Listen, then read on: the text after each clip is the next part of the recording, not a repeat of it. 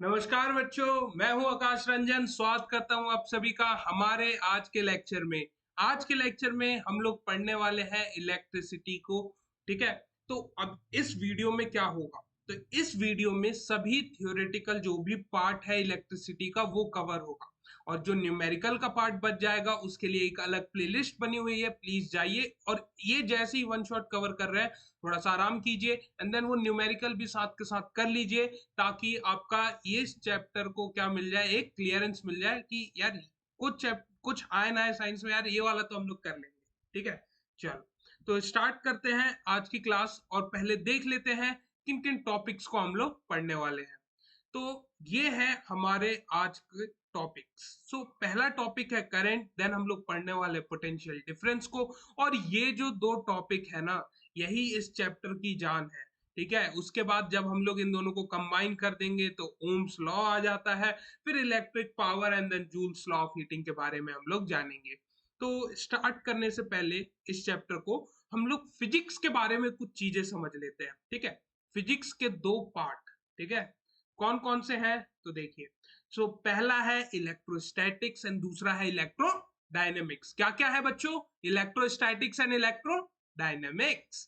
तो नाम से ही स्पष्ट है क्या, इलेक्ट्रो, इलेक्ट्रो का मतलब क्या हो जाता है यहाँ पे, इलेक्ट्रॉन्स, क्या हो जाता है, इलेक्ट्रॉन।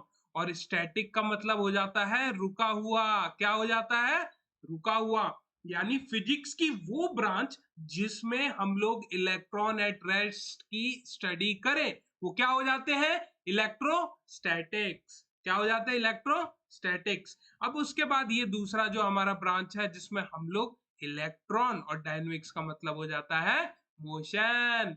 अगर हम लोग इसकी स्टडी कर रहे हो तो इसको हम लोग क्या बोल देंगे, इलेक्ट्रोडायनेमिक्स। तो नाम से ही अपने भावनाओं को स्पष्ट कर दिए हैं दोनों। तो कुछ एग्जाम्पल से समझते हैं। ठीक है, इलेक्ट्रॉन एट रेस्ट का मतलब क्या हुआ। आपने देखा होगा, ये मेरा कॉम्ब है, ठीक है, ठीक है, और यहाँ पे पीसेस ऑफ पेपर है। क्या है ये, पीसेस ऑफ पेपर। ठीक है, पीसेस ऑफ पेपर। इस चीज को आप प्रैक्टिकली भी करके देख सकते हैं। कंघी ले लीजिए या फिर स्केल ले लीजिए। क्या होता है अगर आप इसको, चलिए हम लोग यहाँ पे स्केल ले लेते हैं। ये क्या है हमारा, दिस इज स्केल। ठीक है, चलिए स्केल लिया, पाल पे रब किया रब किया रब किया, और उसके बाद पेपर के टुकड़े सामने हो, तो हम लोग जब उसको ऐसे करेंगे तो वो क्या आ जाता है, स्केल पे चिपक जाता है। स्केल पे क्या हो जाता है, चिपक जाता है, स्केल पे चिपक जाता है। ठीक है, तो ये इलेक्ट्रॉन किस पे थे, रेस्ट पे, और फिर दोबारा चिपकने के बाद भी कहाँ आ गए, रेस्ट पे। तो कहीं मूवमेंट इनकी नहीं हो रही है। वहीं वहीं वहीं अगर मैं बात करूं अपने घर पे जो बिजली आ रही है, ये बिजली का खंबा है, ये क्या है, बिजली का खंबा। ठीक है, और ये है हमारा प्यारा सा घर। ये क्या है, हमारा प्यारा सा घर। यहाँ पे जो बिजली आ रही है, यहाँ पे जो बिजली आ रही है, यहाँ पे इलेक्ट्रॉन क्या कर रहे हैं, ट्रेवल कर रहे हैं। इलेक्ट्रॉन ने क्या किया, यहाँ पे कंटिन्यूअसली ट्रेवल किया। अब ये भी ट्रेवल दो तरीके से करते हैं अपना, एसी और डीसी। नाम आपने सुना होगा, अल्टरनेट करंट और फिर डायरेक्ट करंट। तो ये अलग टॉपिक हो जाता है, इसके बारे में हम लोग आज नहीं पढ़ेंगे, बाद में कभी पढ़ेंगे। ठीक है, तो चलिए, तो ये हमने थोड़ी बहुत बातें सीख ली जनरल। अब बात करते हैं जो अपना सब्जेक्ट है, सॉरी, जो आज हमारा इसमें पढ़ना है हमको। ठीक है, सो इलेक्ट्रिसिटी एंड चार्ज। तो इलेक्ट्रिसिटी के बारे में पहले पढ़ते हैं। तो इलेक्ट्रिसिटी है क्या, it is a form of energy which is form due to flow of charge. अब हम सभी को पता है, ये किसी से बात छुपी नहीं है क्या, कि जो हमारा एनर्जी होता है, जो हमारा एनर्जी होता है वो एक जगह से, सॉरी, एक फॉर्म से दूसरे फॉर्म में ट्रांसफॉर्म होता है। ठीक है, समझ गए। जैसे अगर मैं बात करूं कि पंखा जब चलता है तो वो क्या कर रहा है, इलेक्ट्रिक जो जो हमारी इलेक्ट्रिसिटी आ रही है उसकी वजह से क्या हो रहा है, रोटेशनल मोशन जनरेट हो रहा है।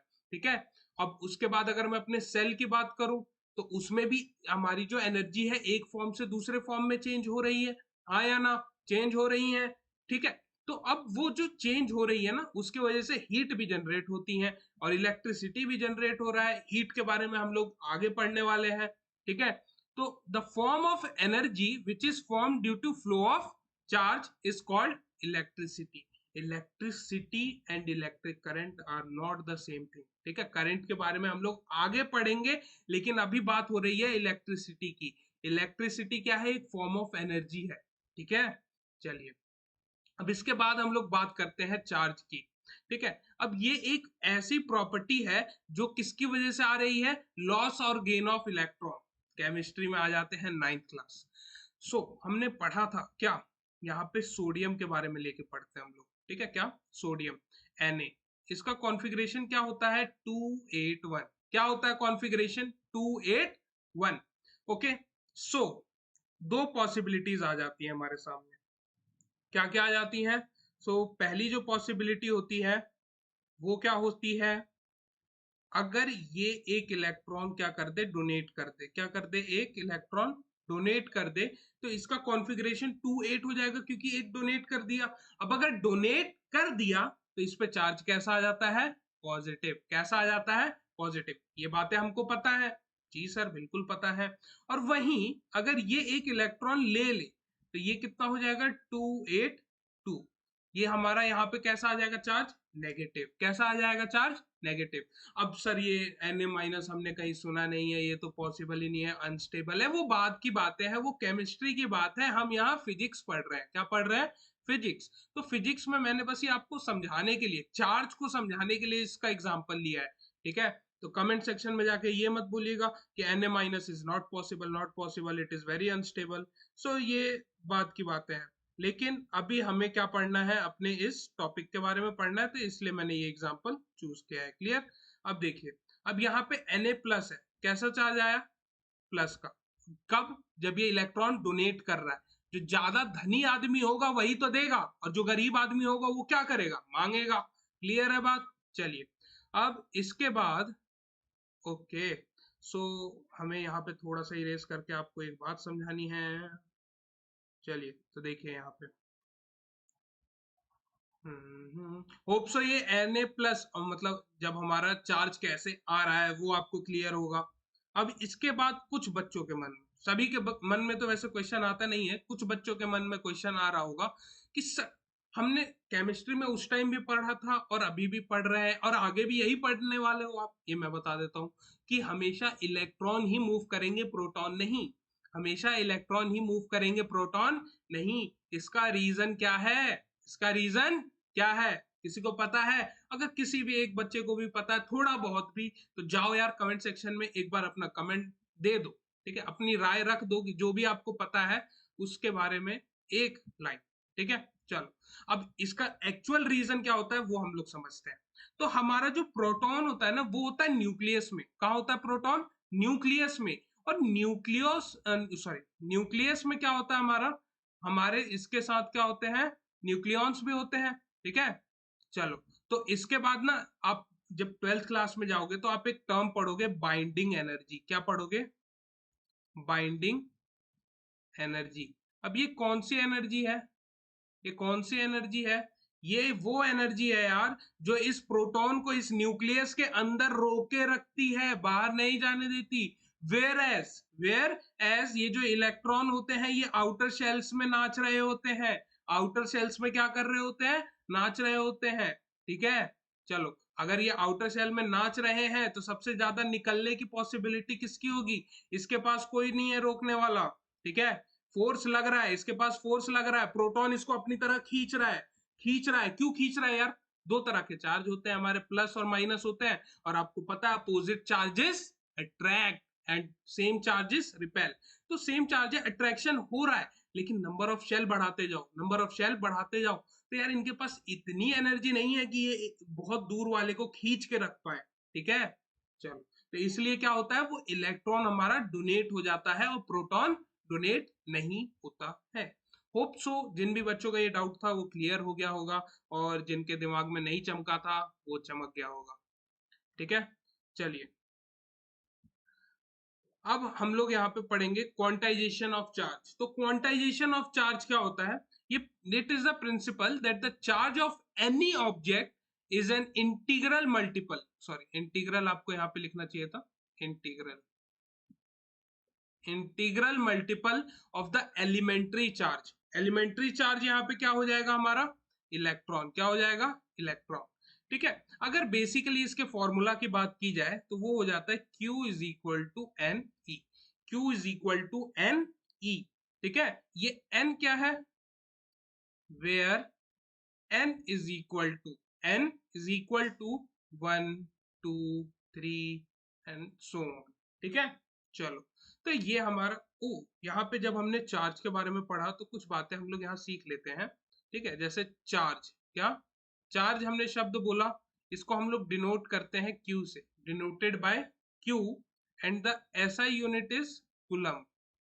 क्या होता है, कूलम, एंड इसको हम लोग डिनोट करते हैं C से। ये किसकी बातें हैं, चार्ज की बातें आपको ध्यान में रखनी है। ठीक है, चलो, तो और कुछ है चार्ज के बारे में, ठीक है, नहीं, चलो,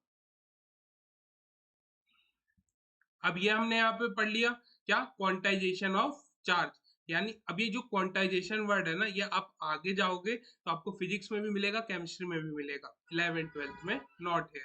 ठीक है, अभी सिर्फ हमें यही एक शब्द सुनने को मिलेगा, क्वांटाइजेशन ऑफ चार्ज। तो जहां भी क्वांटाइजेशन हो ना, वहां सुन, कान में सुनाई पड़े क्वांटाइजेशन, इसका मतलब इंटीग्रल मल्टीपल होगा किसी ना किसी चीज का। ठीक है, जिस टॉपिक में आएगा उसके हिसाब से डिफ्रेंशिएट होता रहेगा। यहाँ पे हम लोग चार्ज की बात कर रहे हैं। ठीक है, किसकी बात कर रहे हैं, चार्ज की, तो इंटीग्रल मल्टीपल ऑफ चार्ज होने वाला है। ठीक है, अब इसकी वैल्यू कितनी होती है, 1.6 इंटू 10 की पावर माइनस 19 कूलम। क्लियर है बात। अब ध्यान से सुनिएगा, बच्चे कहेंगे कि सर इलेक्ट्रॉन में तो हमें माइनस होता है, ऑब्वियसली जो हमारा चार्ज होता है वो कैसा होता है, माइनस का होता है, इसमें कोई भी डाउट नहीं है। लेकिन लेकिन लेकिन यहाँ पे हम लोग सिर्फ मैग्नीट्यूड की बात करेंगे, किसकी बात करेंगे, सिर्फ और सिर्फ मैग्नीट्यूड की। तो होप सो ये वाला फॉर्मूला आपके क्लियर हो गया होगा। चलिए, वेरी गुड, तो आगे बढ़ते हैं। आगे आता हमारा electric current, electric current. So electric current की डेफिनेशन देखिए, flow of charge from a particular cross section area of a conductor पर unit time is called electric current. English समझ नहीं आई, डायग्राम से समझते हैं। ये वायर है, this is wire. Sir wire इतनी मोटी नहीं यार, जूम समझा करो।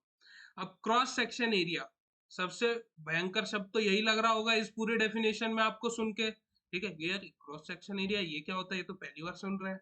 ठीक है, तो क्रॉस सेक्शन एरिया यार ये वाला एरिया है, ये वायर का जो हमारा सर्कुलर पार्ट होता है ना, ऊपर और नीचे, top and the bottom of the wire, वो होता है हमारा क्रॉस सेक्शन एरिया। क्या होता है, क्रॉस सेक्शन एरिया। तो हमारा जो इलेक्ट्रॉन है, हमारा जो इलेक्ट्रॉन है, ठीक है, वो कितना फ्लो कर रहा है इससे, कितना फ्लो कर रहा है इससे। देखो यार, इलेक्ट्रॉन तो यहां से, इसके ऊपर से भी निकल जाएगा यार, कहीं से भी निकल सकता है, लेकिन जो इलेक्ट्रॉन हमारा इसके अंदर से निकल रहा है, जो हमारा इसके अंदर से निकल रहा है, वही हमारा क्या होता है, क्रॉस सेक्शनल एरिया। क्लियर है बात, चलो, ये हमारे इलेक्ट्रॉन से यहां से निकल गए, समझ गए, आया ना। अब यहाँ पे हम लोग कुछ और बातें जानते हैं, जैसे denoted by, denoted by I, current को हम लोग आई से डिनोट करते हैं। एंड इसका जो मैथमेटिकल, अगर यहाँ पे हम लोग मैथमेटिकल जो नोटेशन होता है उसकी बात हम लोग यहीं पे कर लेते हैं। ठीक है, मैथमेटिकल एक्सप्रेशन क्या बोल रहा है कि flow of charge, flow of charge यानी क्यू कितना फ्लो कर रहा है पर यूनिट टाइम, ये क्या हो जाएगा हमारा करंट, क्या हो जाएगा हमारा ये करंट। अब ये करंट हो गया हमारा, आया ना। सो इसकी ऐसा यूनिट की अगर मैं बात करूं तो कुलम की क्या, सॉरी, चार्ज की क्या होती है, कुलम, और इसकी होती है सेकंड। तो coulomb per second is the ऐसा यूनिट ऑफ इलेक्ट्रिक करंट। लेकिन लेकिन लेकिन there is a point. Point क्या है कि हमारा जो एम्पेयर, हमारे जो एम्पेयर सर थे, उन्होंने इस फील्ड में बहुत ज्यादा काम किया था, तो उनके रिस्पेक्ट में हम लोग इसकी ऐसा यूनिट क्या पढ़ते हैं करंट की, एम्पेयर। क्या पढ़ते हैं, एम्पेयर, समझ गए। और एम्पेयर को किससे डिनोट करते हैं, कैपिटल ए से। किससे डिनोट करते हैं, कैपिटल ए से, समझ गए बात। चलिए, अब ये क्वेश्चन आ गया हमारे सामने कि what do you mean bye 1 ampere, what do you mean bye 1 ampere. तो थोड़ा सा दिमाग को चमकाओ, फॉर्मूला क्या था, I is equal to q by t. तो इस I की वैल्यू 1 कब होगी, इस I की वैल्यू 1 कब होगी, जब मेरा करंट और टाइम सेम हो जाएगा, करंट और टाइम सेम हो जाएगा। सो एट जो हमारा बेसिक डेफिनेशन होता है 1 एम्पेयर का, तो अब उसमें हम लोग ये नहीं बोलेंगे कि 2 कूलम चार्ज फ्लो करेगा अगर 2 सेकंड के लिए, तो हमारा जो करंट होगा वो हमारा 1 एम्पेयर होगा। नहीं, ऐसे नहीं डिफाइन करेंगे। जो बेसिक डेफिनेशन है 1 एम्पेयर की, वो कुछ इस तरीके से है कि चार्ज हमारा 1 कूलम फ्लो होना चाहिए 1 सेकंड में। कितना, 1 सेकंड में। जो आपने सोचा 2 कूलम, 10 कूलम, 20 कूलम, वो बिल्कुल गलत नहीं है, बिल्कुल भी गलत नहीं है। लेकिन जो बेसिक डेफिनेशन है, जो बेसिक डेफिनेशन है, जो पेपर में लिखने पे नंबर मिलेंगे, वही लिखना पड़ेगा आपको। ठीक है, चलिए अब यहाँ पे हम लोग इसकी डेफिनेशन देख लेते हैं। When 1 coulomb of charge passes through a cross section of conductor in 1 second, then the current in the conductor is said to be 1 ampere. जो की बात मैंने अभी बोली, समझ गए। चलिए, तो अब यहाँ पे आ जाता है कि हमें इलेक्ट्रॉन्स बताने हैं जो 1 कूलम चार्ज को क्या करें, कॉन्स्टिट्यूट। तो सॉल्व कर लेते हैं इसको। हमारे पास एक फॉर्मूला हमने क्वांटाइजेशन ऑफ चार्ज में पढ़ा था, Q is equal to N E. क्या पढ़ा था, Q is equal to N E. So यहाँ पे हमारा जो चार्ज है वो कितना है, 1 कूलम। नंबर ऑफ हमें इलेक्ट्रॉन्स नहीं पता, लेकिन नंबर इलेक्ट्रॉन, एक इलेक्ट्रॉन पे कितना चार्ज होता है ये तो हमें पता है। हाँ, हाँ या ना। चलो, अब ये n की वैल्यू क्या हो जाएगी, 1/1.6 इंटू 10⁻⁻19। अब ये 10⁻⁻19 नीचे है, अगर ऊपर ले जाऊंगा तो ये -19 कैसा हो जाएगा, +19। क्लियर है बात। तो ये 1/1.6 इंटू 10⁻19। अब मैं कुछ स्टेप्स एक्स्ट्रा लिख रहा हूँ, आप चाहें तो जो कैलकुलेटिव स्टेप है उसको आप इग्नोर कर सकते हैं, अगर आप बहुत ही अच्छे बच्चे हैं तो। ठीक है, अभी एक पॉइंट अगर मैं यहां से हटाता हूं तो ऊपर एक पॉइंट चला जाता है। ठीक है, सो 10, अब इसमें से भी मैं एक पॉइंट ले लेता हूं 10 का अपॉन 16। अब यहाँ पे कितना बच गया, 10⁻18, 10⁻18। ठीक है, अब यहाँ पे देखो क्या हो रहा है। So calculation, now part comes of the calculation. So यहाँ पे हम लोग डायरेक्ट डिवाइड करेंगे, 6 टाइम्स में जाएगा, कितना हो जाएगा, 96। 4 पॉइंट लगा दीजिए, 0 आ जाएगा। 2 टाइम्स में 36 है ना, एंड देन अगेन 4 आ जाएगा, देन 2 आ जाएगा, फिर वही प्रोसेस चलता रहेगा, है ना। एक बार चेक कर लीजिए कैलकुलेशन में कोई गलती नहीं है। तो 6.22 इंटू 10⁻18 इतने इलेक्ट्रॉन 1 कूलम ऑफ चार्ज में होते हैं। So time to feel something. यहाँ पे हमने क्या बोला था, 1 एम्पेयर को डिफाइन कीजिए, है ना। 1 एम्पेयर को हमें डिफाइन करना था, तो हमने क्या बोला था, जब 1 coulomb of charge, 1 coulomb of charge कब पास करें, 1 सेकंड में अगर पास कर जाए तो हम लोग चार्ज को कितना बोलेंगे, सॉरी करंट को कितना बोलेंगे, 1 एम्पेयर। सो थोड़ा सा फील कीजिए, 1 सेकंड के अंदर 6.22, 6 पॉइंट वाले हटा दो सिस्टम अगर, तो कितना हो जाता है, 6.22 इंटू 10⁻18। इतने इलेक्ट्रॉन्स 1 सेकंड में पास हो रहे हैं। ठीक है, सो फील आया थोड़ा, चलो बढ़िया है। अब यहाँ पे बात करते हैं डायरेक्शन ऑफ इलेक्ट्रिक करंट की। ठीक है, तो जो हमारा कन्वेंशनली तरीका है, वहां पे हम लोग आपको ड्राइंग के माध्यम से समझाते हैं। ये हमारा प्लस चार्ज है, यहाँ पे हमारा माइनस चार्ज है। ठीक है, वो डेफिनेशन को अभी आप इग्नोर कीजिएगा, अभी हम लोग फिगर के हिसाब से समझेंगे, उसके बाद डेफिनेशन को समझेंगे। क्लियर। अब यहाँ पे देखिए, आपको पता है हमारा जो क्या होता है, इलेक्ट्रॉन होता है, वो किधर फ्लो करता है, negative to positive, negative to positive, negative to positive. हाँ या ना, ये क्या फ्लो कर रहे हैं, इलेक्ट्रॉन्स। क्या फ्लो कर रहे हैं, इलेक्ट्रॉन्स। ठीक है, अब एक बात जो आपको याद रखनी है, ठीक है, उसको गांठ बांध लेना है, कहाँ, दिमाग में। कहाँ गांठ बांध लेना है? दिमाग में। क्या चीज? कि जो हमारा इलेक्ट्रिक करंट का डायरेक्शन है वो हमेशा अपोजिट होगा to the flow of electric current. Clear है बात?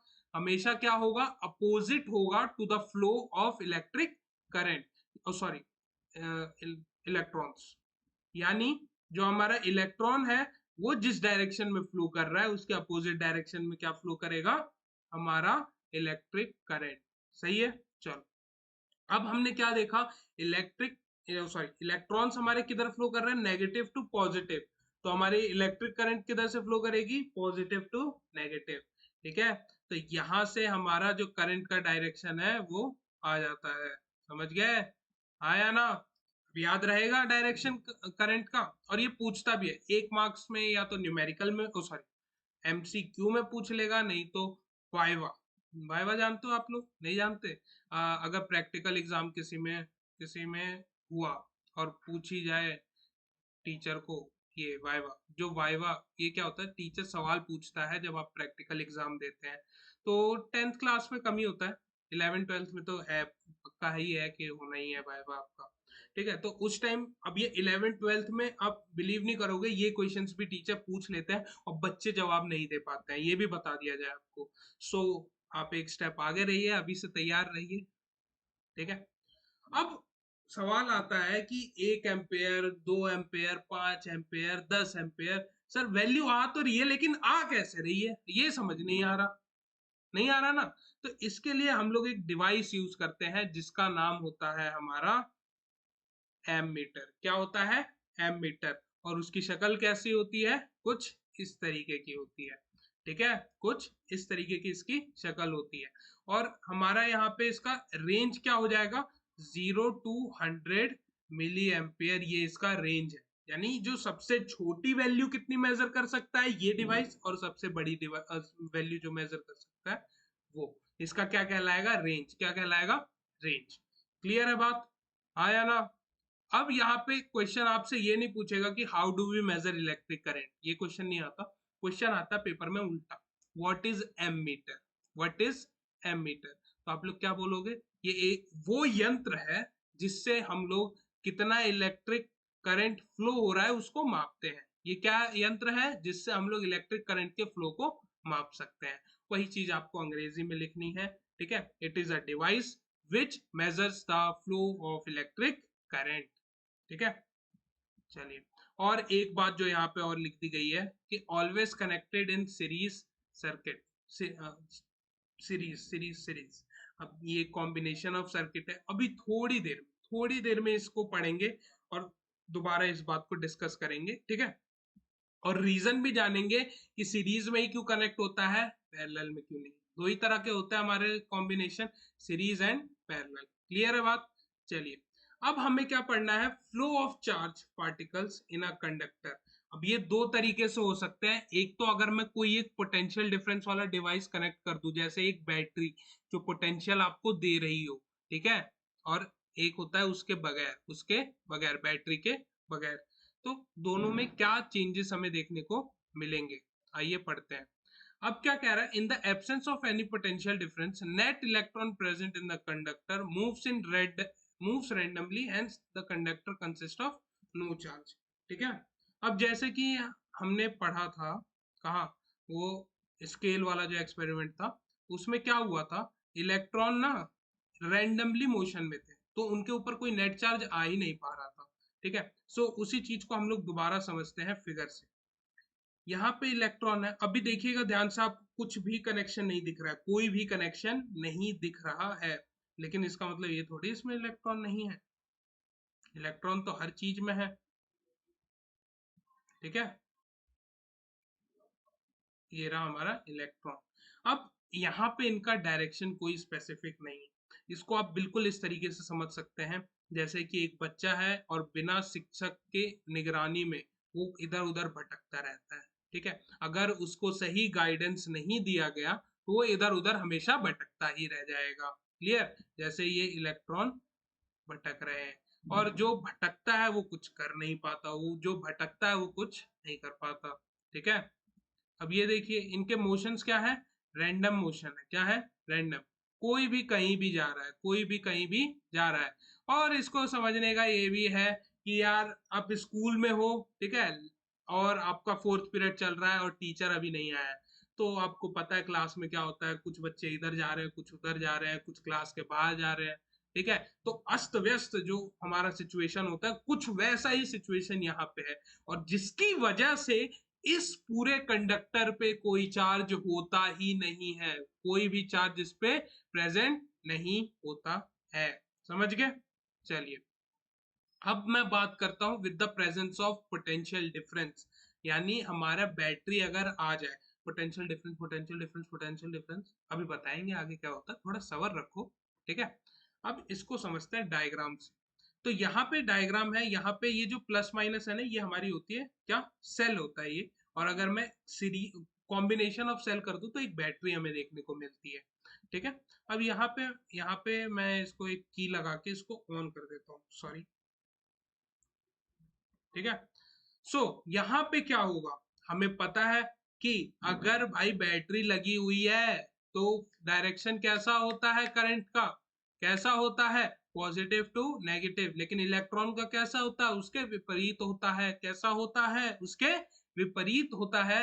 यानी हमारा जो इलेक्ट्रॉन है, जो हमारा इलेक्ट्रॉन है, वो मूव कर रहा है, वो मूव कर रहा है, लेकिन एक स्पेसिफिक डायरेक्शन में, एक स्पेसिफिक डायरेक्शन में मूव कर रहा है। इसको टीचर ने काम बोल दिया है, अब ये वो काम कर रहा है और जीवन में सफलता पा रहा है। समझ गए? आया ना? चलो, तो हमने चीजें समझ ली, आया ना? तो अगर ये इतना पार्ट समझ आ गया होगा तो बढ़ते हैं आगे, आगे आगे आगे। अब हमने अपना एक टॉपिक कवर कर लिया है 5 में से, ठीक है, बच गए 4 टॉपिक। बच गए कितने? 4 टॉपिक। स्टार्ट करते हैं अपने सेकंड टॉपिक को। किसको? सेकंड टॉपिक को। तो इसको समझने के लिए यार बच्चों थोड़ा इस तरीके से देखना कि ये आपको अभी तो एक सर्कल और एक पॉइंट दिख रहा होगा, लेकिन इसको मैं आपको समझाता हूँ। हमारे पास कोई भी एक प्लस चार्ज है, क्या है, एक ये प्लस क्यू चार्ज है, ठीक है। और हमारे पास कुछ और चार्ज है, कोई और चार्ज है, पता नहीं कहाँ पे, एट इंफिनिटी, एट इंफिनिटी हमारे पास कोई एक चार्ज है। हमारे पास क्या है, कोई एक चार्ज है, कहाँ पे, एट इंफिनिटी। कहाँ पे है, एट इंफिनिटी, ठीक है। तो यहाँ पे भी एक प्लस क्यू चार्ज मान लेते हैं हम लोग, ठीक है। सो ये है, इस चार्ज को, इस चार्ज को यहां तक लाने में, इस चार्ज के पास लाने में जो भी मेहनत की जाए, जो भी मेहनत की जाए और कितने समय में की जाए, वही हमारा क्या होता है, इलेक्ट्रिक पोटेंशियल। समय नहीं, कितना हम लोग चार्ज लेके आ रहे हैं और कितना उस पर हम लोग मेहनत कर रहे हैं, ठीक है। चार्ज बड़ा होगा तो मेहनत ज्यादा लगेगी, ऑब्वियस सी बात है, ठीक है। चलो, तो अब जो चार्ज होगा उसको लाने में जितनी मेहनत की जाए, कहा, इन्फिनिटी से। कहां से? इन्फिनिटी से। अब पॉइंट चार्ज है, इलेक्ट्रॉन आप सभी को पता बहुत ही छोटा होता है। तो मान लो यार एक इलेक्ट्रॉन जो मेरे इस पॉइंट टिप पे है, और ठीक है, इस पे, और एक दूसरा इलेक्ट्रॉन ये है, यहाँ पे है, तो यार ये उसके लिए इन्फिनिटी होगा। क्यों? क्योंकि यार हमारा जो छोटा बड़ा मापने का होता है ना तरीका फिजिक्स में, वो कैसा होता है, वो ऐसा नहीं होता है साइज देख के, वो ये होता है कि यार वो कितना छोटा और कितना डिस्टेंस उसको ट्रेवल करना है, ठीक है। हमारे फिजिक्स में ना वो जो प्लेन होता है ना, वो बहुत बड़ा नहीं है, वो छोटा सा है। क्यों? उसके डिस्टेंस जो कवर कर रहा है उसकी वजह से। समझ गए? चलो, तो ये पॉइंट पे है और ये पॉइंट पे है, तो ये दोनों क्या है, इंफिनिटी पे है। क्या है, एक दूसरे के लिए इंफिनिटी पे। तो इस चार्ज को उठा के लाने में यहां तक जो भी हमें वर्क करना पड़ा, ठीक है, वर्क करना पड़ा, उसको हम लोग क्या कहने वाले हैं, इलेक्ट्रिक पोटेंशियल। अगर इसके फॉर्मूले की बात की जाए तो यहाँ पे हमारा हो जाता है V इज ओके, सबसे पहले denoted by V, denoted by V। किससे डिनोट किया जाता है बच्चों? V से डोनेट किया जाता है। और यहाँ पे V की जो वैल्यू है वो कितनी हो जाएगी, work done to move a coulomb charge. मतलब कोई भी x अमाउंट का हमारा चार्ज है, उसको मूव करने में कितना वर्क करना पड़ा, वो क्या होता है हमारा, इलेक्ट्रिक पोटेंशियल। अब यहाँ पे ये जो है ना, ये इन्फिनिटी पे है। कहाँ पे है? इन्फिनिटी से यहाँ पे आ रहा है। और बस यही एक छोटा सा डिफरेंस है इलेक्ट्रिक पोटेंशियल और पोटेंशियल डिफरेंस में, और कुछ डिफरेंस नहीं है भाई, इतना भी समझ लो। ठीक है, इलेक्ट्रिक पोटेंशियल और पोटेंशियल डिफरेंस में क्या डिफरेंस है? यही डिफरेंस है कि जो हमारा इलेक्ट्रिक पोटेंशियल है उसमें एक चार्ज का हमें पोजीशन नहीं पता, वो इन्फिनिटी पे है, और पोटेंशियल डिफरेंस में हमें पता है कि वो पहले चार्ज से कितना दूर है, कितना दूर है। समझ गए? चलिए, डेफिनेशन में भी आपको कोई अंतर नहीं दिखेगा। डिनोट किससे करते हैं? कोई अंतर नहीं दिखेगा। ऐसा यूनिट, नो चेंज। सिर्फ एक ही छोटा सा डिफरेंस है, वो क्या है? दूसरे चार्ज का हमें पोजीशन पता होता है। क्लियर है बात? बस यही एक छोटा सा डिफरेंस है पोटेंशियल डिफरेंस और इलेक्ट्रिक पोटेंशियल में। क्लियर? अब यहाँ पे देखिए, इसको अगर हम लोग बात करें, डिनोटेड बाई किससे डिनोट किया जाता है? V से। अब इसके बारे में एक और फन फैक्ट जानेंगे हम लोग। और इसकी जो SI यूनिट होती है ना, SI यूनिट, ध्यान से देखोगे तो V इज इक्वल टू डब्ल्यू by q. V is equal to डब्ल्यू बाई क्यू। वर्क डन की कितनी होती है? जूल। और ये कितना होता है? कुलम। तो एक तो आपको देखने को मिल गया जूल पर कुलम। क्या देखने को मिल गया? Joule per coulomb. लेकिन हमारे वोल्ट सर थे, ठीक है, उन्होंने इस पे काफी काम किया था, तो उनके सम्मान में ऐसा यूनिट को रख दिया गया वोल्ट। ठीक है, अब ये जो इसको डोनेट भी करता हूं ना, तो इसको कैपिटल V से डोनेट करता हूं। अब आती है बात फन फैक्ट की, जिसकी मैं बोल रहा था। तो फन फैक्ट ये है कि ये एक ऐसा क्वांटिटी है जिसका यार, ये वाला डिनोशन जो हमारा इस प्रॉपर क्या बोलेंगे इसको, इस शब्द को जो डोनेट कर रहा है, पोटेंशियल डिफरेंस को जो डोनेट कर रहा है, वही सेम हम लोग यूज कर रहे हैं। सपोज मैं यहाँ पे एक 1 वोल्ट का एग्जांपल लेता हूँ, तो जो ये इसका सिंबल है, क्वांटिटी का जो सिंबल है, वही सेम क्या है, इसके एसआई यूनिट के सिंबल के इक्वल है, एक ही जैसा है, दोनों कैपिटल V है। तो ये इसके बारे में है एक फन फैक्ट।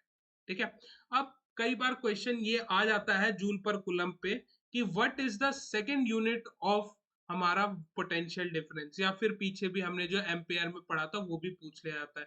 और ये पूछा भी गया था कहाँ पे? केबीसी में, अगर आप लोगों को पता हो तो।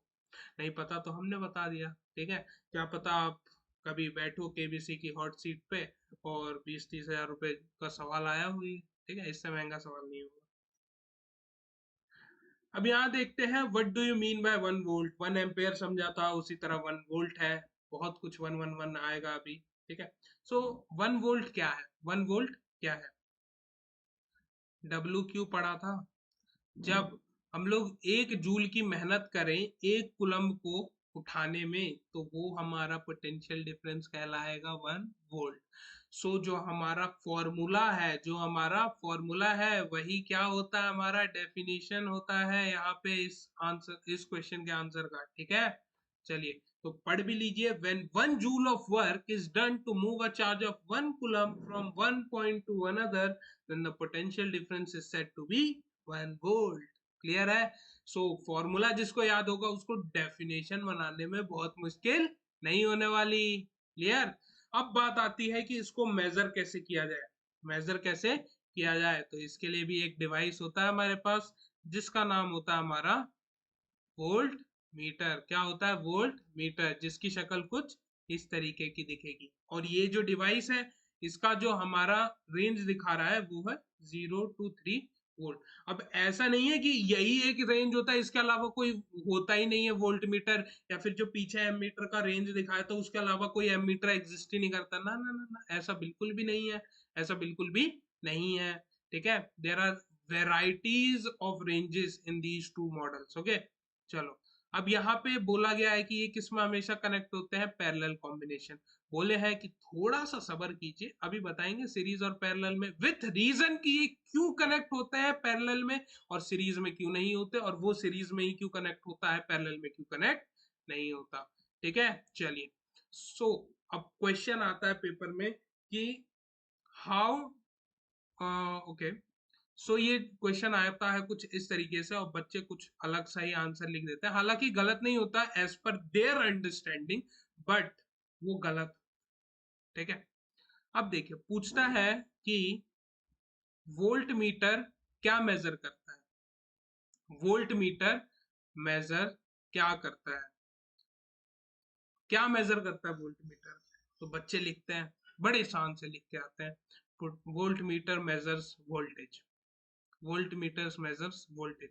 दैट्स नॉट करेक्ट, मतलब सही है जो आप सोच रहे हो बिल्कुल सही है, लेकिन उसका एक नाम दिया गया है जिसका उपयोग आपको करना है किसमें, आंसर लिखते वक्त, तभी आपको पूरे नंबर मिलेंगे। सो अब वोल्ट मीटर को क्या मेजर करने के लिए बनाया गया है, potential difference across the wire.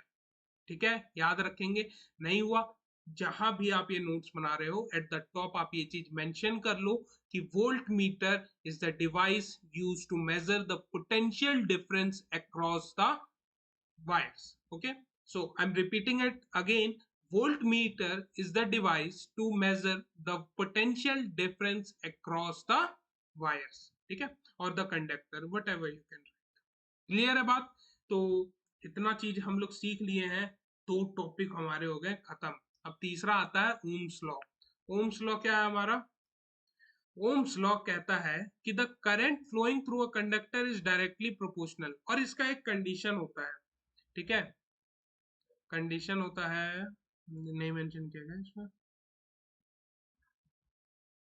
ठीक है, यहाँ पे कंडीशन होता है जब हमारा एक्सटर्नल फैक्टर्स लाइक जो प्रेशर हो, टेम्परेचर हो, वो कांस्टेंट हो, तो उस टाइम जो हमारा करंट फ्लो करेगा, जो हमारा करंट फ्लो करेगा वो डायरेक्टली प्रोपोर्शनल हो जाएगा जो हमारा वोल्टेज अप्लाई हो रहा होगा।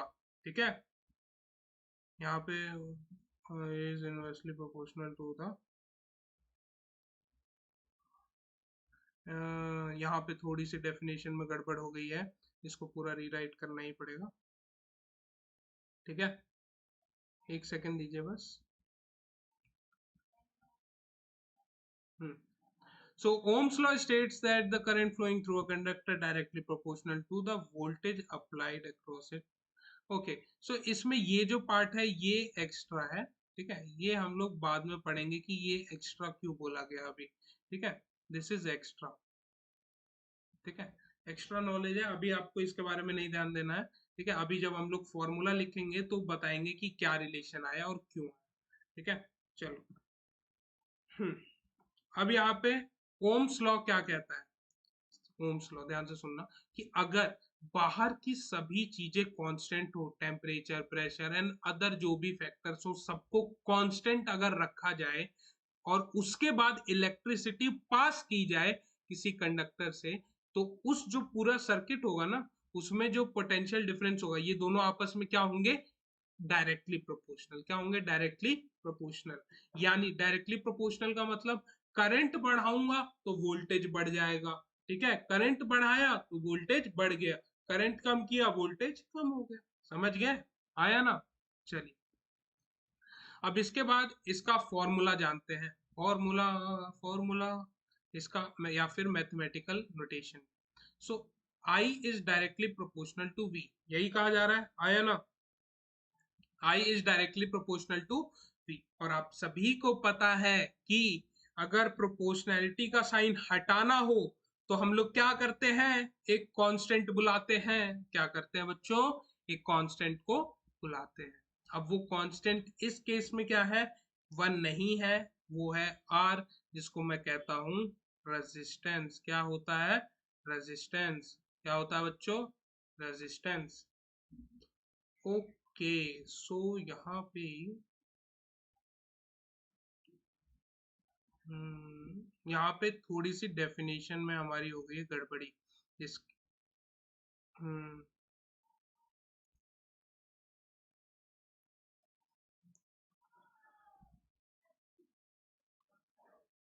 ठीक है। हम्म, इस पार्ट में, ठीक है, डेफिनेशन क्या होगा यहाँ पे, if physical condition like temperature, pressure remains constant, क्या हो जाएगा, remains constant। यार छोटी मोटी गलती हो जाती है, इसके लिए बहुत बहुत सॉरी है आप सभी को, ठीक है। ये हमें नहीं देखना अभी के लिए, ठीक है। ये जो डेफिनेशन लिख रहा हूँ ये चीज आपको लिखनी कि इफ फिजिकल कंडीशन लाइक, ये लाइस नहीं है लाइक है, ठीक है, like temperature pressure remains constant, then the potential difference across the wire is directly proportional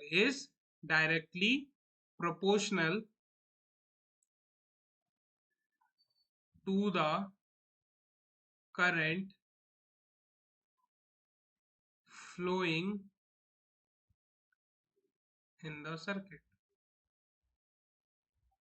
clear है बात, समझ गया। सो यहाँ पे डेफिनेशन गलत लिखेंगे तो रिलेशन भी हमारा गलत आ जाएगा, क्लियर है। अब देखिए यहाँ पे हमारा ये जो है ये हो जाएगा v, जो है ये है हमारा डायरेक्टली प्रोपोर्शनल टू i, ठीक है। जो हमारा v है पोटेंशियल डिफरेंस है, वो डायरेक्टली प्रोपोर्शनल टू क्या है, करंट है। क्लियर है बात। चलिए अब क्या हो रहा है यहाँ पे देखिए, अगर मैं प्रोपोर्शनैलिटी का साइन हटाऊं तो मेरे पास एक कांस्टेंट आ जाता है जिसको मैं क्या बोलता हूँ, रेजिस्टेंस। क्या बोलता हूँ, रेजिस्टेंस। क्या बोला जाता है, रेजिस्टेंस। नाम से ही इसने अपने बहुत सारे काम स्पष्ट कर दिए हैं, ठीक है। अभी रेजिस्टेंस के बारे में भी हमें पढ़ना है बहुत कुछ, लेकिन फिलहाल के लिए अभी हमें ये फॉर्मूला देखना है, ठीक है, रेजिस्टेंस। क्लियर है बात। चलिए अब इसका एप्लीकेशन क्या क्या है, इसका एप्लीकेशन क्या क्या है, ठीक है। So Ohm's law is the foundation for designing and analysing the electrical circuit.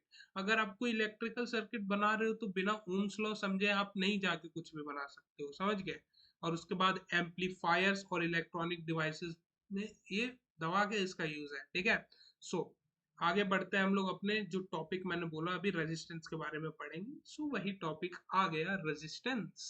So resistance क्या है, property of a conductor to resist the flow of charge. अपने नाम से स्पष्ट है क्या, रेजिस्टेंस यानी मना करना, मना करना, नो मीन्स नो, ठीक है।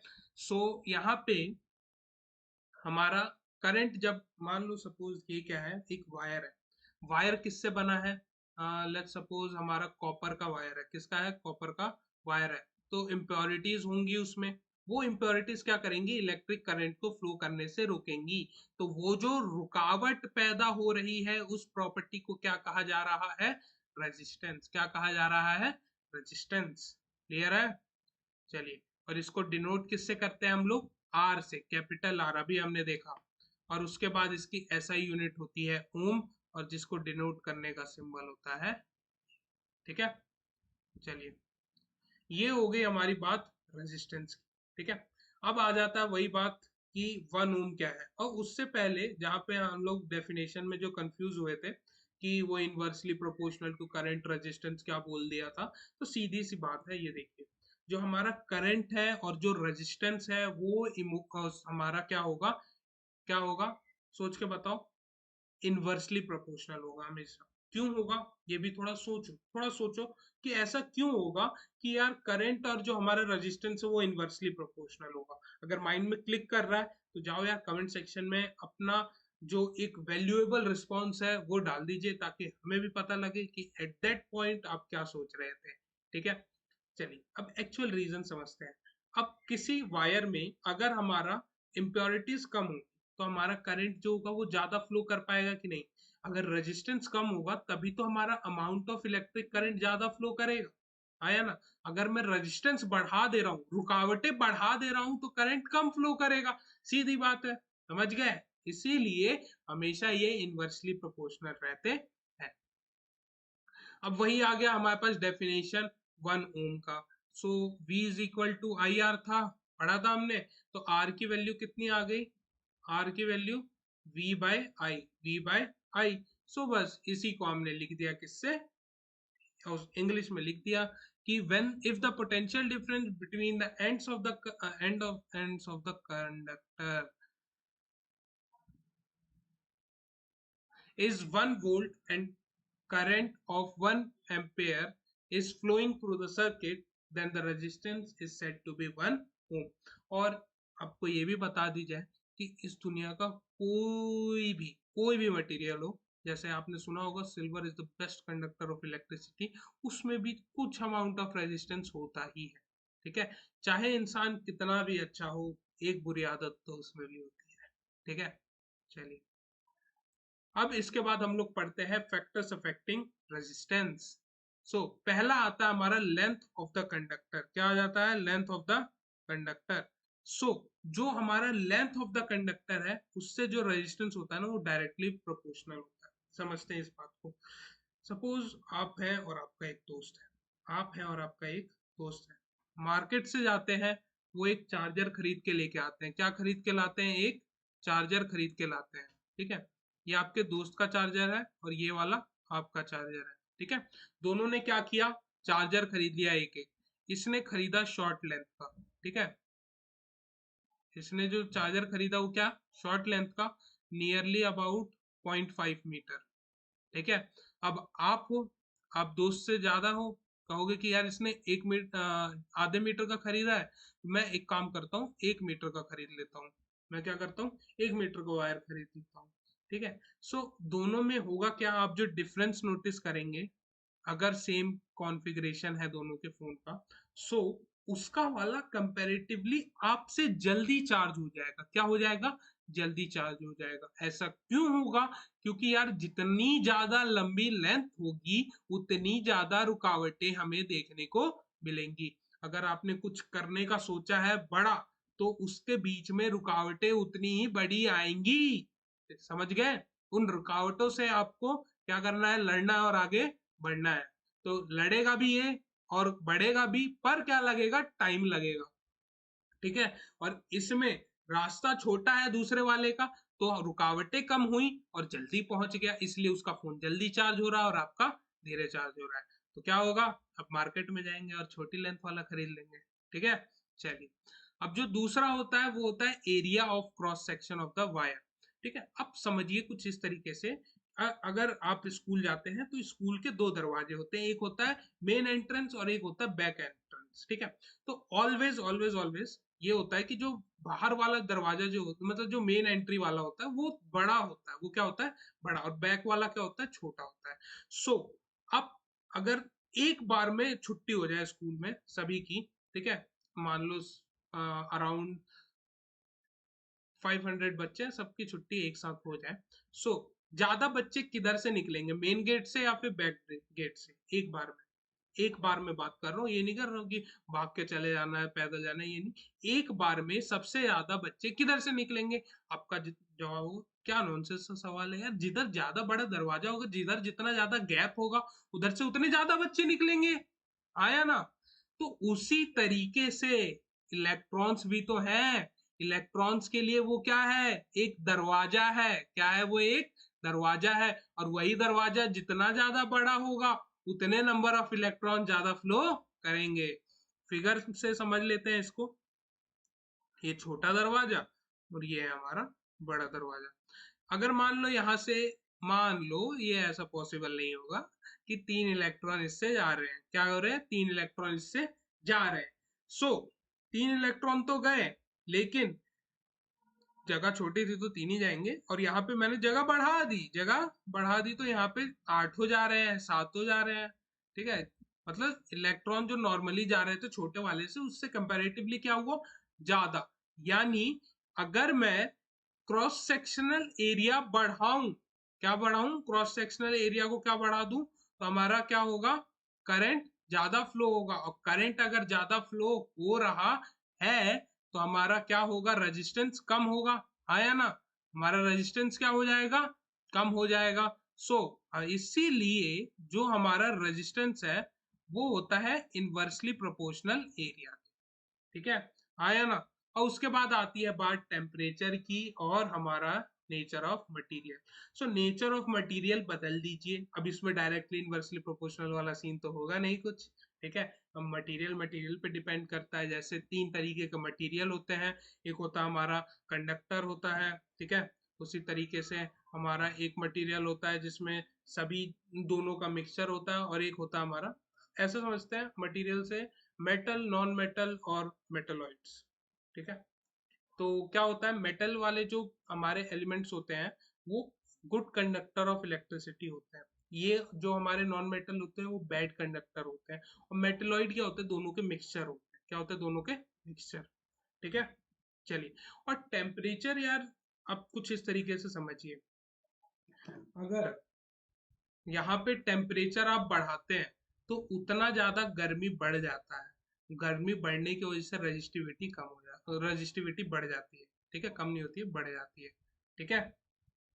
चलिए, अब बात मैंने बोल दी रजिस्टिविटी की, तो रजिस्टिविटी क्या आ जाता है, एक कांस्टेंट है जो कि हमारा रेजिस्टेंस की वैल्यू को या तो बढ़ाएगा या तो कम करेगा, आया ना।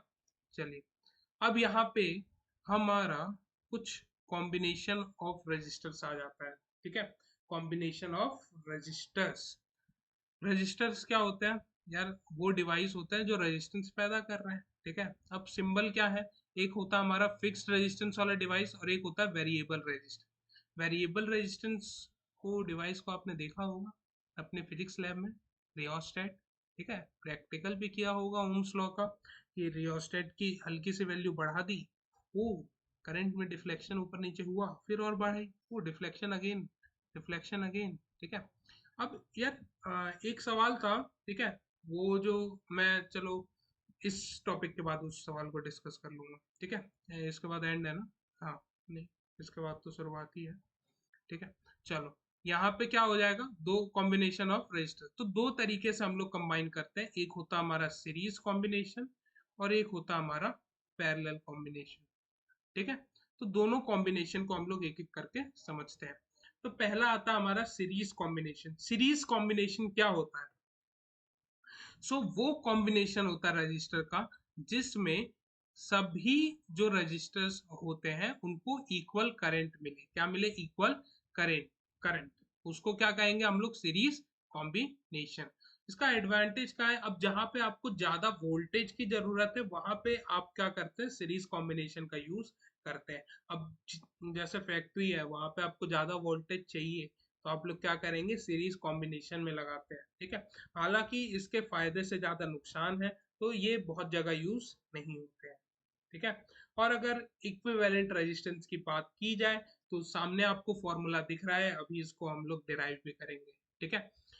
चलो, और एक बात और, जो पैरेलल कॉम्बिनेशन बता के हम लोग करेंगे, तो दो बातें हो गई हैं, एक तो जो पैरेलल कॉम्बिनेशन खत्म होने के बाद तुरंत बताऊंगा, और जब ये दोनों टॉपिक खत्म हो जाएगा, सीरीज कॉम्बिनेशन और पैरेलल, तो आपको एक ओम्स लॉ के बारे में एक क्वेश्चन मुझे बताना है, जो कि थोड़ा सा सोचने वाला क्वेश्चन है, ठीक है, जो एक प्रैक्टिकल में आपने ऑब्जर्व किया होगा, बस वो अभी मैंने जिस प्रैक्टिकल वाला बताया तो मेरे ध्यान में आ गया, तो मैंने कहा चलो बच्चों को ये भी बता देंगे, क्लियर। तो चलिए, अब डिराइव करते हैं, R equivalent is equal to R1 plus R2 plus R3 until so on, मतलब सीरीज कॉम्बिनेशन में जितने भी रजिस्टर लगे होंगे सभी के रेजिस्टेंस को अगर जोड़ देंगे तो इक्विवेलेंट रेजिस्टेंस आ जाएगा, ठीक है। तो यहाँ पे समझिए कि ये एक रजिस्टर है R1, ये हमारा है R2, ये है हमारा R3, R1, R2 and this is my R3, ठीक है। अब क्या हो रहा है, इससे मैं क्या कर रहा हूँ, करंट फ्लो करा रहा हूँ, यहाँ से क्या हो रहा है, करंट फ्लो हो रहा है। तो अब डिवीजन तो है नहीं कहीं कि ये इधर जाएगा उधर जाएगा, लाइन है उसके पास एक, तो वो उसी लाइन में फ्लो कर रहा है, उसी लाइन में क्या कर रहा है, फ्लो कर रहा है, पर वोल्टेज अलग अलग है, इसके पास V1 वोल्टेज गया, इसके पास V2 और इसके पास V3 वोल्टेज गया। क्यों गया अलग अलग वोल्टेज, क्योंकि रेजिस्टेंस अलग अलग है, सबका रेजिस्टेंस क्या है, अलग अलग है, इसीलिए वोल्टेज भी अलग अलग हो गया, क्लियर। सो हमें पता है क्या, कि आई, ओ सॉरी, जो हमारा टोटल वोल्टेज होगा वो कैसे आएगा, इन सभी को सम करके, कैसे आएगा, इन सभी को सम करके, क्लियर है बात।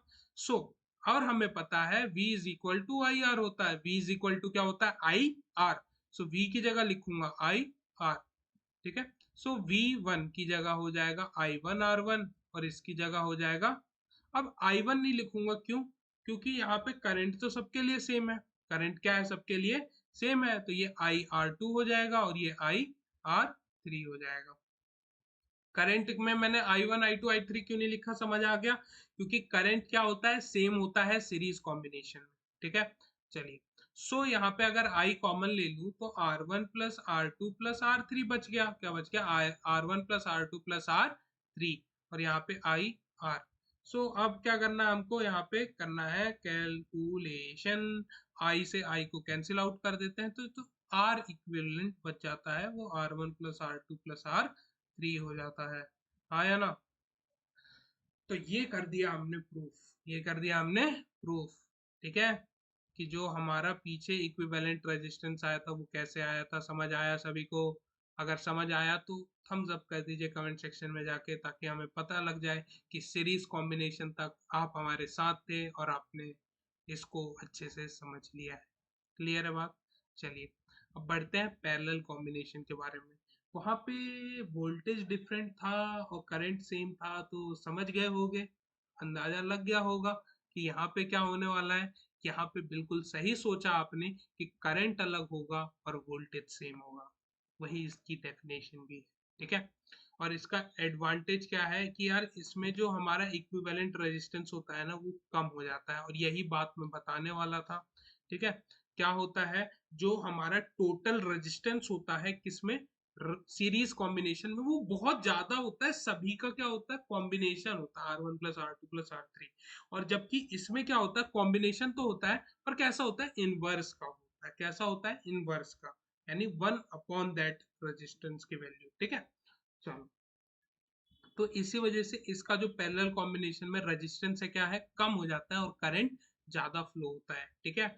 वहां पे ऑल्दो वोल्टेज ज्यादा देखने को मिल सकती है, पर करंट हमें ज्यादा देखने को नहीं मिलेगा। क्योंकि रेजिस्टेंस ज्यादा होगा, और रेजिस्टेंस और करंट का रिलेशन तो आपको पता ही है, खराब है।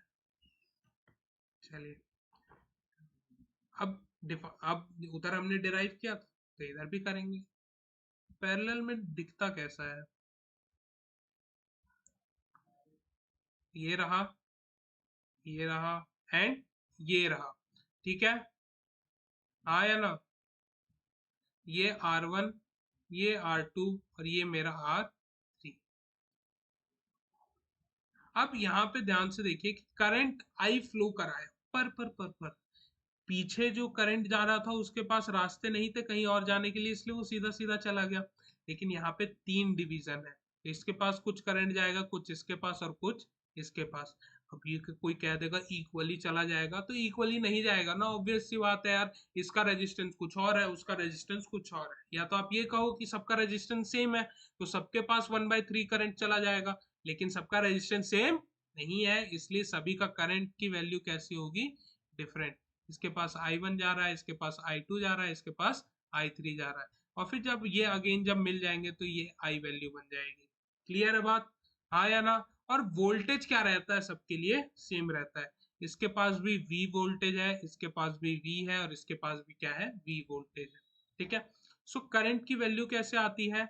I1 plus I2 plus I3, सभी को जोड़ दूंगा तो मेरे को टोटल करंट मिल जाएगा। एंड हमें रिलेशनशिप पता है किसकी? V is equal to I R वाली। तो I की वैल्यू क्या हो जाती है? V by R. Okay, so यहाँ पे कितना हो जाएगा? V अपॉन में R1 प्लस V अपॉन में R2, एंड यहाँ पे आ जाएगा V अपॉन में R3। क्लियर? V कॉमन ले लीजिए, V क्या ले लीजिए आप लोग कॉमन, तो क्या बच जाएगा? 1/R1 plus 1/R2 plus 1/R3, यही बच जाएगा, हाँ या ना? सो V से V क्या हो रहा है? कैंसिल, और 1/R किसके इक्वल आ जा रहा है? 1/R1 plus 1/R2 plus 1/R3, ठीक है। तो अब उन बातों पे आ जाते हैं जिनको रोका गया था, जिनको क्या किया गया था? रोका गया था। सो रोका किन बातों को गया था, देखते हैं। सबसे पहले तो एक ये वाली बात को रोका गया था, जो इसका एडवांटेज है कि इक्विवेलेंट रेजिस्टेंस क्या होता है? कम होता है पैरेलल कॉम्बिनेशन में और इक्विवेलेंट रेजिस्टेंस ज्यादा होता है सीरीज कॉम्बिनेशन में। ठीक है। और जो दूसरी बात जिसके बारे में हमें डिस्कस करना था वो था ओम्स लॉ का जो प्रैक्टिकल था उस पे। कैसा प्रैक्टिकल? ठीक है। सो मैं इसको इरेज करना चाहूंगा। या तो आप वीडियो को पॉज करके पहले इतना लिख लीजिए एंड उसके बाद आप क्या कीजिए, अगर जल्दी में है तो स्क्रीनशॉट ले लीजिए, लेकिन it's better to pause the video and write it down. Okay, and then we can discuss something beautiful. ठीक है, एक मिनट रुक जाइए, बस इसको मिटा लिया जाए।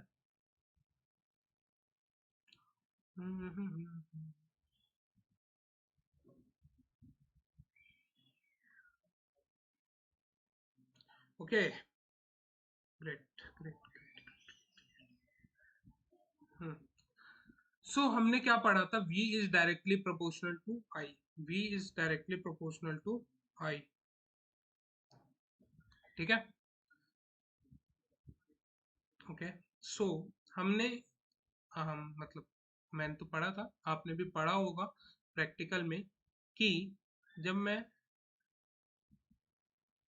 यहाँ पे ग्राफ बनाता हूँ v versus i, v versus i, तो ये क्या होता है? हमेशा एक स्ट्रेट लाइन आती है। कैसे आती है? हमेशा एक स्ट्रेट लाइन आती है। समझ गए? क्यों आती है? क्यों आती है? क्योंकि भैया ये है डायरेक्टली प्रोपोर्शनल। और ये सर आपने यहाँ जीरो से ही स्टार्ट क्यों किया? जीरो से ही क्यों स्टार्ट किया? यहाँ से भी कर सकते थे, यहाँ से भी कर सकते थे, लेकिन जीरो ही क्यों? सो ये एक बड़ा ही सिंपल सा तरीका है जिसको आप भी अप्लाई करके पता लगा सकते हैं कि ये जीरो से स्टार्ट होगा या फिर नहीं। सो तरीका क्या है कि जब मैं इसको हटाऊंगा तो आर आई आएगा। अगर इस आर की वैल्यू जीरो रखने पे, ठीक है, v की वैल्यू जीरो आ जाए, v की वैल्यू जीरो आ जाए, तो वो क्या होगा? वो वाला जो ग्राफ प्लॉट करूंगा वो जीरो से स्टार्ट होगा। आ रही है? जीरो से स्टार्ट हो रहा है, तो इसी वजह से हमारा क्या है, ये जीरो से स्टार्ट हो रहा है। अब सिमिलरली मैं आपसे ये कह दूं कि यार मेरे पास दो चीजें हैं। ठीक है, एक है मेरे पास आयरन, आयरन है जिससे कपड़े प्रेस करते हैं हम लोग, एंड जो दूसरा है वो है हमारा चार्जर। कोई भी एक अलग इलेक्ट्रिकल अप्लायंस आप ले सकते हैं। ठीक है। सो इसमें से ए और बी, जो हमारा कंडक्टर ए है या फिर जो हमारा इलेक्ट्रिक अप्लायंस ए है और जो इलेक्ट्रिक अप्लायंस बी है, उसमें सबसे ज्यादा रेजिस्टेंस किस में देखने को मिलेगा? तो आप कैसे पता लगाएंगे? इसको पता लगाने की एक सिंपल सी ट्रिक है कि किसी एक वैल्यू को आप कांस्टेंट कर लीजिए। किसी एक वैल्यू को आप लोग क्या कर लीजिए? Constant. It can be either voltage and it can be either हमारा करंट। ठीक है, किसी भी एक वैल्यू को कांस्टेंट। मैं यहाँ पे कर रहा हूँ वोल्टेज को कांस्टेंट। ठीक है, तो यहाँ पे वोल्टेज कांस्टेंट किया तो इसकी वैल्यू आ गई I1 एंड इसकी वैल्यू आ गई I2। और आपको पता है कि जैसे जैसे मैं लेफ्ट टू राइट जाऊंगा तो वैल्यू जीरो से वन, वन से टू, टू से थ्री, यानी बढ़ रही है, बढ़ रही है। सो मेरा क्या आ जाएगा? I1 is great, sorry, I1 is smaller than I2। I1 is smaller than I2। और हमें पता है कि अगर करंट ज्यादा फ्लो कर रहा है तो रेजिस्टेंस इस बंदे के पास क्या होगा? कम होगा, और इसके पास क्या होगा? ज्यादा। समझ गए? आया ना? अब यही चीज आपने प्रैक्टिकल में की होगी कि रियोस्टेट को हमने आगे बढ़ाया तो फिर यार कुछ अलग वैल्यू आ रही है, और उसके बाद बढ़ाया तो अलग आ रही है, लेकिन जब आपने प्लॉट किया ग्राफ पे और एक लाइन ड्रॉ की तो वो एक स्ट्रेट लाइन आ रही है। आया ना? किया है तो थम्स अप, नहीं किया तो भी हमें बताइएगा कि हमारे स्कूल में नहीं कराया गया। ठीक है, चलिए। तो ये पार्ट था जो आपको बताना था, बस और कुछ नहीं। अब इसके बाद हम लोग पढ़ते हैं हाउस होल्ड सर्किट में। क्या? House hold circuit. तो हाउस होल्ड सर्किट जो है वो हमेशा पैरेलल सीरीज ऑफ कॉम्बिनेशन में कनेक्ट होते हैं। Okay okay okay, one more thing जो मैं भूल गया बताने के लिए आप सभी को, वो क्या था जिसको मैंने बोला था बताने के लिए, कि एम मीटर और वोल्ट मीटर के बारे में। एम मीटर और वोल्ट मीटर। ठीक है। ओके ओके, तो यहाँ पे इसका सिंबल ये होता है, ठीक है, माइनस प्लस, एंड इसका यही होता है v माइनस प्लस। ठीक है, ये हमेशा कनेक्टेड होता है पैरेलल में, रेजिस्टेंस के साथ हमेशा कनेक्ट होगा किसमें, पैरेलल में, और ये कनेक्ट हो जाता है हमारा सीरीज में। और ऐसा होता क्यों है, ऐसा होता क्यों है, सबसे बड़ा सवाल तो ये आता है ना कि यार Y Y Y Y Y Y. So इस वाई का जवाब देने के लिए हम लोग व्हाइट कलर चूज कर लेते हैं। सो हम लोग अगर बात करें एमीटर की, क्या मेजर करता है, क्या मेजर करता है, करंट। क्या मेजर करता है, करंट। पॉसिबिलिटी ये भी है कि अगर मैं एमीटर को क्या कर दूं, ऐसे कनेक्ट कर दूं, ठीक है। सो अब यहाँ पे क्या हो रहा है, यहाँ पे क्या हो रहा है ये देख के बताओ। यहाँ पे मेरा जो है कुछ करंट इसके पास जाएगा और कुछ इसके पास जाएगा, तो जो इससे क्रॉस हो रहा है सिर्फ ये उसी की वैल्यू रीड कर पाएगा, हाँ या ना, यस और नो। अगर आप मेरी बात से सहमत हैं तो कमेंट में जाके यस लिखिए, अगर नहीं है तो नो लिखिए। और जो लोग नो है उनको, उनके लिए दोबारा मैं ये चीज बताता हूँ। ये करंट आई है और यहाँ पे इसको देखो दो रास्ते मिल रहे हैं। अब जब दो रास्ते होते हैं तो कुछ लोग राह एक चुनते हैं और कुछ राह दो चुनते हैं। तो यार जो राह वन यानी जो हमारा पाथ वन चूज कर रहा है वही करंट सिर्फ मेजर कर पाएगा एमीटर, हाँ या ना। तो ये क्या होगा हमारा, हमेशा पूरा करंट मेजर नहीं कर पाएगा, ठीक है। वेयर एज अगर ये इसमें हमारा कनेक्टेड है तो जो करंट फ्लो हो रहा है तो डायरेक्टली इसके थ्रू हो रहा है, तो इसका क्या होता है हमेशा सीरीज में सीरीज में सॉरी कनेक्ट किया जाता है हम, ठीक है। मैं एक बात दूसरी सोचने लगा था, दूसरी बात ये कि एमीटर का जो हमारा रेजिस्टेंस होता है वो कम होता है, रेजिस्टेंस क्या होता है, कम होता है। और वो ऐसा क्यों होता है रेजिस्टेंस कम, ताकि उससे maximum amount of current flow कराया जा सके, ठीक है। और ये हमेशा किस में कनेक्ट होंगे, सीरीज कॉम्बिनेशन में। होप सो ये वाला पार्ट आपका क्लियर हो गया हो, ठीक है। अब इसमें वोल्ट मीटर में हमारा जो रेजिस्टेंस होता है ना वो हाई होता है, क्या होता है, हाई होता है। तो इसमें यार एकदम मिनिमल अमाउंट ऑफ करंट क्या होता है हमारा, फ्लो कराया जाता है, ठीक है। समझ गए, आया ना। अब देखो, अगर आपके पास दो रास्ते हैं जाने के लिए, क्या है आपके पास दो रास्ते हैं, तो आप कौन सा रास्ता चूज करोगे जाने के लिए, Robert Frost the one which is less travelled नहीं। सो चूज क्या जो हमारा इलेक्ट्रॉन है वो उधर नहीं जाएगा जहाँ पे रेजिस्टेंस बहुत ज्यादा होता है। हालांकि कुछ इलेक्ट्रॉन जाएंगे पर वो इतने ज्यादा नहीं जाएंगे कि बहुत बड़ा कोई करंट फॉर्म हो जाए, ठीक है। जो मैक्सिमम अमाउंट ऑफ इलेक्ट्रॉन है वो रजिस्टर्स के थ्रू पास हो जाएगा, समझ गए। और चूंकि इसका रेजिस्टेंस ज्यादा कराया जाता है वोल्ट मीटर का, तो इसको पैरेलल कॉम्बिनेशन में हम लोग कनेक्ट करते हैं, ठीक है। अब हाउस होल्ड सर्किट में हमने बात की, ये हमेशा पैरेलल कॉम्बिनेशन में कनेक्ट होते हैं, ठीक है। अब आगे घर की बात, अब आगे घर की बात, सब लोग ध्यान देंगे, ठीक है। पैरेलल सीरीज कॉम्बिनेशन में इसको कनेक्ट कराया जाता है। इसके रीजंस होते हैं, क्या होते हैं रीजंस, तो रीजन नंबर वन क्या होता है कि वोल्टेज जो होता है ना वो क्या हो जाता है, सेम हो जाता है, वोल्टेज अक्रॉस ईच रजिस्टर्स वो क्या हो जाता है, सेम हो जाता है। क्लियर है बात, क्या है, क्लियर है, हाँ क्लियर है। चलो, सो अगर क्लियर है तो अपने अगले टॉपिक पे, ओ सॉरी, अगले पॉइंट पे चलते हैं। जो हमारा सेकंड रीजन है कि नेट रेजिस्टेंस कम होगा, इलेक्ट्रिसिटी ज्यादा आएगी, ठीक है, इलेक्ट्रिसिटी क्या होगी, ज्यादा होगी। सो जो लोग गांव में रहते होंगे उनको इस बारे में अंदाजा होगा, वोल्टेज के बारे में, ठीक है। सो देखिए कैसे, कि जब हम गांव में रहते हैं तो क्या होता है कि जो वोल्टेज होता है वो कभी कभार बहुत ऊपर चढ़ जाता है और कभी क्या होता है बहुत ज्यादा नीचे। शहर में भी होता है लेकिन इतना नहीं होता है जितना गांव में होता है, ठीक है। सो होता क्या है कि यार जब वोल्टेज ज्यादा होती है तो इलेक्ट्रिसिटी भी ज्यादा आ रहा होता है, यानी पंखा तेजी से घूम रहा होता है, लाइट ज्यादा चमक रही होती है।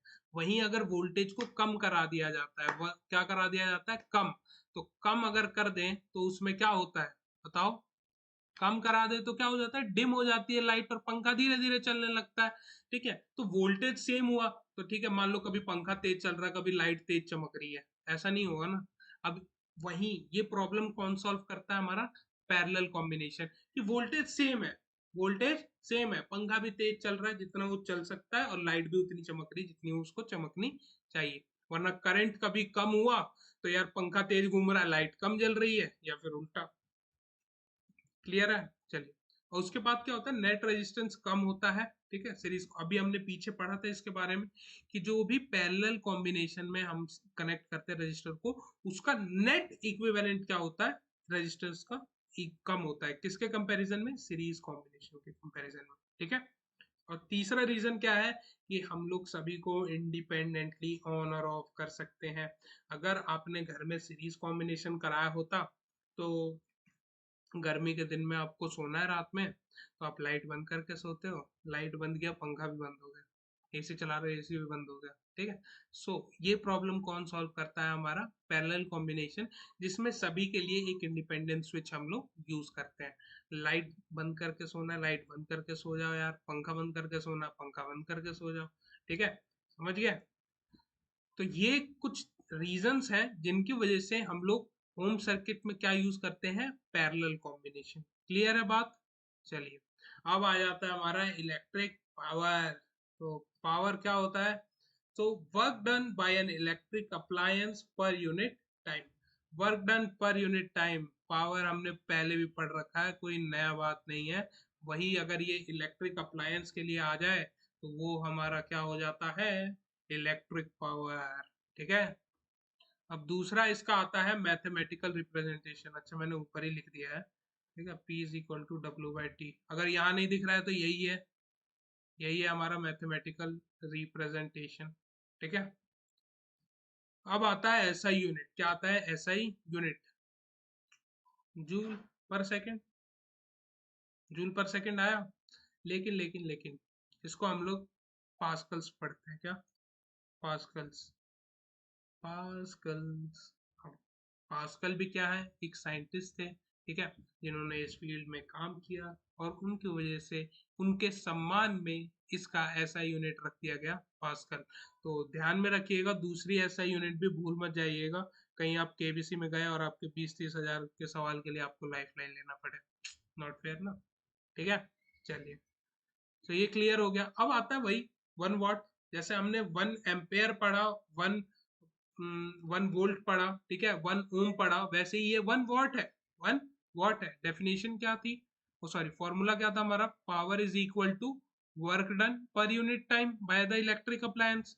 सो वर्क डन इज 1 जूल हो और ये हमारा 1 सेकंड हो, यानी 1 जूल की मेहनत अगर मैं 1 सेकंड में कर दूं तो मेरा जो पावर जनरेट होगा वो कितना होगा, कितना होगा, 1 वॉट। कितना हो जाएगा, 1 वॉट। ठीक है, अब यार मैं आपसे एक सवाल पूछता हूँ, 5 वॉट। 5 वॉट से आप क्या समझते हैं, what do you mean by 5 watt. So आपका आंसर ये होना चाहिए, ध्यान दीजिए, कि अगर आप 5 joule of energy, 5 joule of work is done within 1 second, then the power is said to be 5 watt। ठीक है, अगर मैं क्या बात करूं इलेक्ट्रिक बल्ब की, आप जाते होंगे दुकान पे तो बोलते होंगे अंकल जी मुझे 10 वॉट का बल्ब दे दीजिए, मुझे 9 वॉट का बल्ब दे दीजिए। तो उसका मतलब क्या होता है कि मेरे को एक ऐसा बल्ब दीजिए, मुझे एक ऐसा बल्ब दीजिए जो 10 जूल ऑफ वर्क कर दे 1 सेकेंड में। ठीक है, इस बार जाना तो ट्राई करना, अंकल जी मुझे एक ऐसा बल्ब दीजिए जो 9 जूल ऑफ एनर्जी का वर्क कर पाए 1 सेकंड में। उसके बाद देखना क्या होता है। ठीक है, आप प्रैक्टिकली मत करने लगना। ठीक है, उसके बाद का रिस्क मेरा नहीं। अब इसके बाद आता है अदर फॉर्मूला ऑफ पावर। सो मैंने अभी क्या बोला, work done per unit time, हाँ या ना, हाँ या ना, बोला था। Just a second.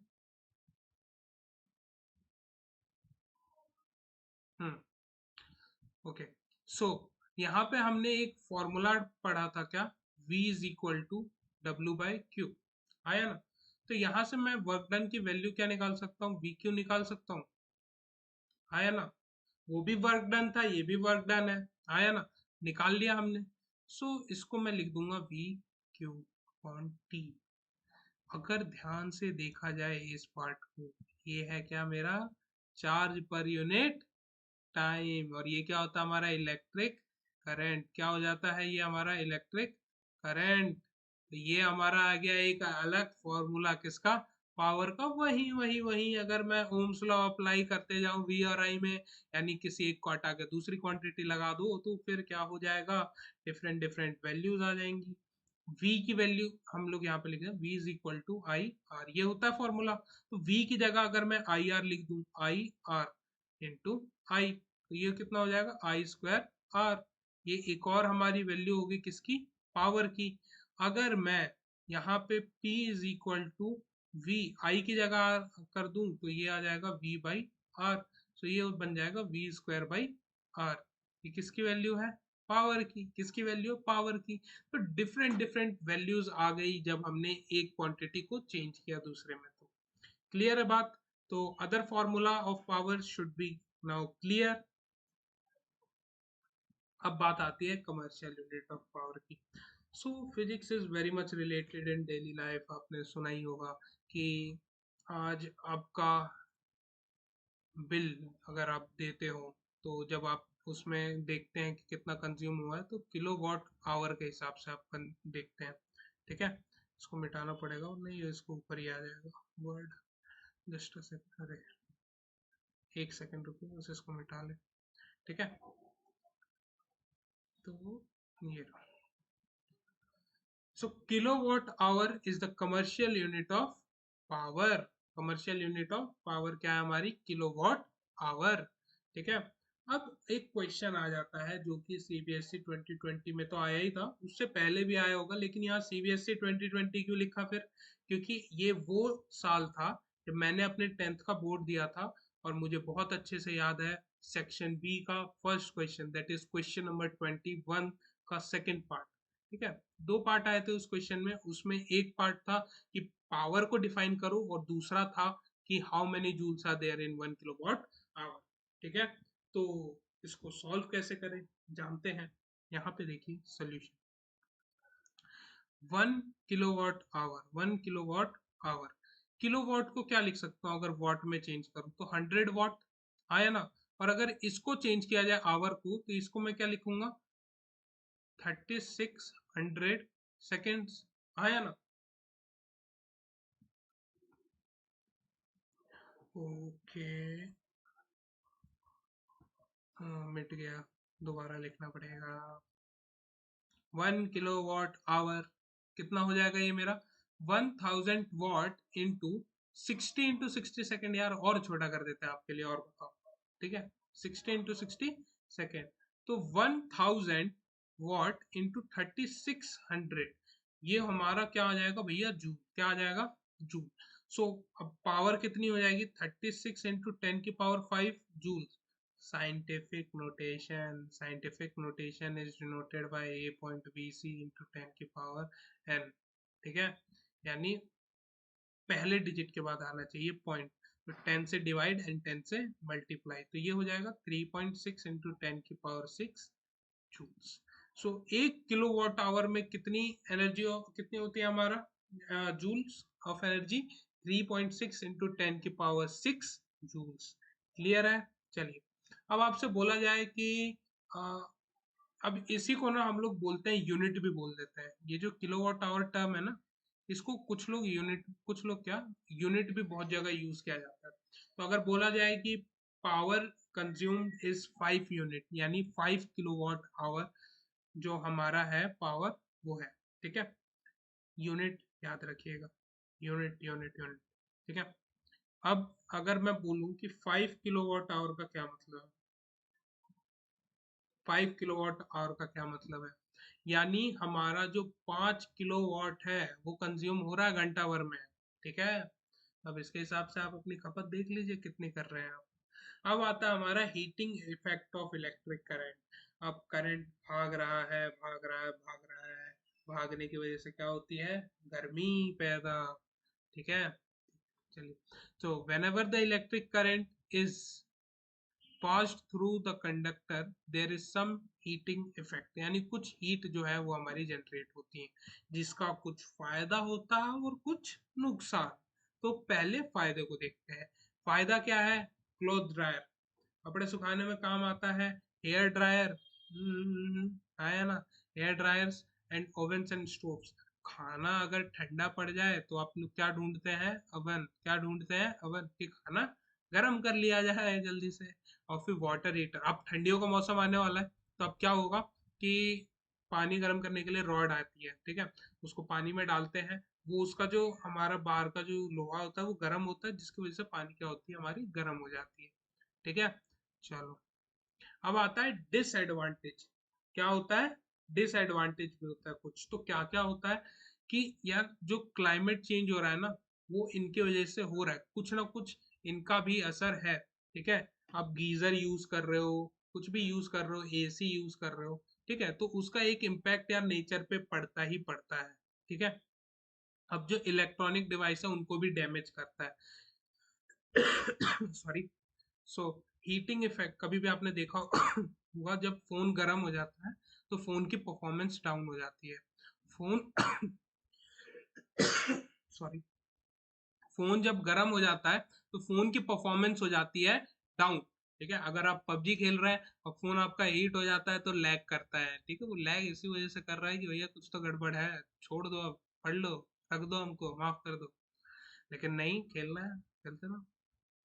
अब इसके बाद क्या होता है? Skin Burns. अब भाई ऑब्वियस सी बात है, कुछ अगर गर्म चीज अगर आपके टच हो जाए स्किन पे तो फिर बर्न तो करेगी ही, आया ना।